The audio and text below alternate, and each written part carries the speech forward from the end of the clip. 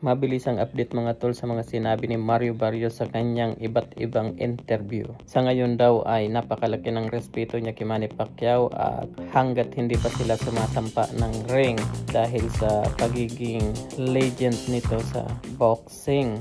Dahil nga kapag umakyat na daw sila sa ring, ibang usapan na yon. Kasi pareho daw sila may madilim na balak sa isa't isa. Ayon nga kay Mario Barrios, bilang champion, hindi daw siya papayag na basta lang maaagaw ni Manny Pacquiao ang kanyang belt. At ito namang si Manny Pacquiao may madilim na balak daw kay Mario Barrios dahil nga sa plano nitong agawin ang kanyang pagiging champion. At doon na daw ni Manny Pacquiao makikita at malalaman kung gaano kabangis si Mario Barrios. Ngunit hindi daw madaling makuha ang kanyang belt dahil may kahulugan daw ito. Bago niya daw narating ang kanyang kinaroroonan sa ngayon, marami siyang itinaob na mga magagaling na boksingero. Kaya nga daw, hindi niya daw lubos maisip kung bakit siya ang pinili ni Manny Pacquiao na kalabanin na hindi naman daw talaga siya easy fight. At kung inaakala daw nito ni Manny Pacquiao na basta niya lang makukuha ang belt, nagkakamali daw siya kasi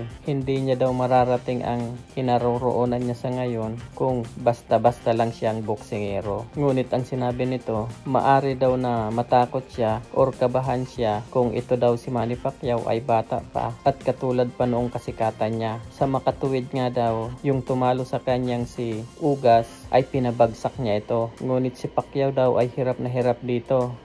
How much more pa daw siya na tinalo niya itong si Ugas. Hanggang sa ngayon daw, lubos niya daw na iniisip kung bakit siya. Kaya baka daw sa pagkakataon na ito, tuluyan na si Manny Pacquiao mag-resign pagkatapos ng laban nilang dalawa. Kasi sinisiguro niya daw na sa kanya talaga ang belt pagkatapos ng 12 round. Subalit, mangyari man daw yon, talunin niya man to si Manny Pacquiao pero nire-respeto niya pa rin daw bilang isang tao at bilang sa contribution niya sa larangan ng boxing. Dahil naiintindihan niya daw na ang edad na ganyan ay hindi na talaga prime. At kung siya daw ang tatanungin, dapat nag-retire na daw siya ng tuluyan nang hindi na siya nasasaktan at hindi niya naman daw kailangan na talaga ang lumaban dahil nga sa narating niya na halos hindi na kayang abutin ng iba. Kaya ang tanong niya daw kay Manny Pacquiao nung nagkita sila, bakit ka pa bumalik? Legend ka na. Napangiti nga lang daw tong si Manny Pacquiao. Ang sabi daw ni Pacquiao, may gusto pa akong patunayan. Kaya kayo mga tol, sa tingin nyo may gusto pa ba siyang patunayan? Comment nyo na ba dyan sa baba para malaman naman ng iba kasi sa palagay ko, time na talaga para mag-retire siya. Kasi baka ma-accident pa siya or magkaroon pa ng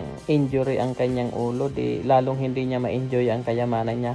Di ba tama ako? Like and subscribe naman dyan at comment nyo dyan kung tama talaga yung sinabi ko.